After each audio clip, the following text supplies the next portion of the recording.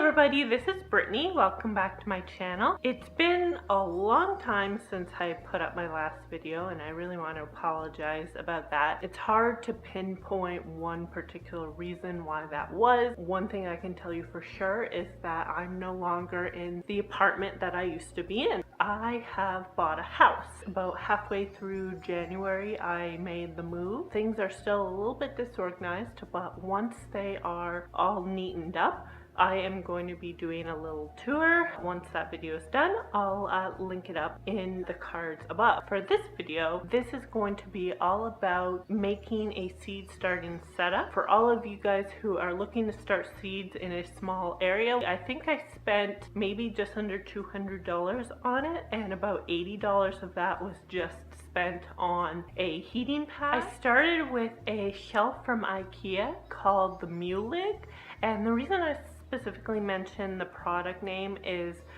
not because I'm connected with the company, but because that is the only shelf that I have been able to find that has holes in the shelf level. That's really important for this build. So I put that together, and that process consisted mostly of this and a little bit of this.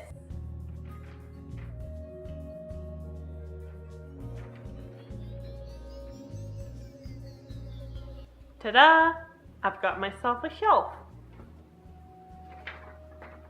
This next step includes 3 shop light fixtures and 6 plant and aquarium lights. Even though there are 4 shelves, I decided to go with 3 lights, partly because of the way that I was able to order the bulbs. It came in 6. I'm basically going to start my seeds at the very bottom with the heating mat. When they germinate, I'm going to move them up. As I start more and more seeds, each one is going to move up until finally at the top where there is no light, my plants should be strong enough at that point that they should be able to survive off of the light that will simply come in that room. So I put the bulbs into the fixtures and I hooked the chains to the fixtures. Up until now, this has really been just putting together the stuff that I bought, but now things are going to get a little crafty. For this step, I have my cutting board, an X-Acto knife, and some electrical wire, each piece a few inches long. It was a bit tough to cut. As you can see, when I open the outer rubber, there are 3 pieces. Discard the copper wire, that's not necessary. You'll find the black and white pieces hard to bend, but that's a good thing, and you'll see why. So I curve this piece and I feed it through a link in the chain.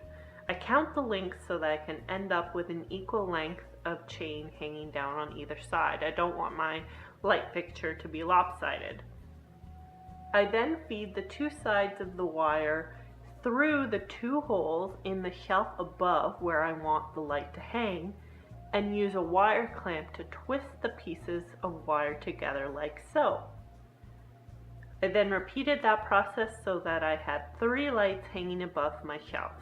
In order to be able to run all 3 lights at the same time and have them timed, I picked up an extension cord and appliance timer at my local hardware store. The reason you want an appliance timer for your lights, no plants are used to having light 24/7, and that's not really good for their growth or for getting them used to eventually going outside. I like to time the lights to be on during the nighttime, mostly because it's usually the nighttime where it's the least expensive, so I just try to take advantage of that and set up my lights so that they'll turn on for about 10 to 12 hours. So I set up my timer, plugged it into the wall, and then plug the extension cord into it and plug my 3 lights into the extension cord. And here is my finished seed starting shelf. As I mentioned, I put my long heating pad on the bottom shelf because that's where my seeds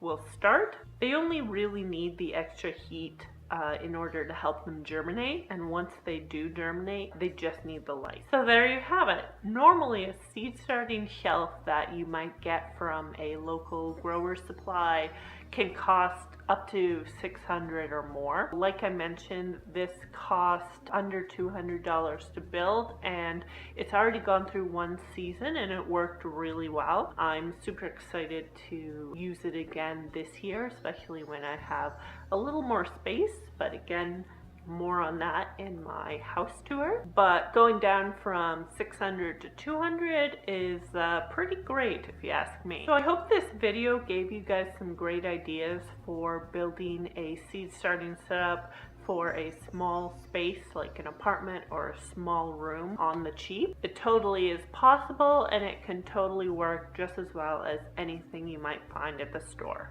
If you like this video, please give it a thumbs up. If you're interested in seeing more, please hit that subscribe button. If you have any friends who are interested in starting seeds in an apartment or otherwise small location, please direct them to this video. And until next time, stay wildly green.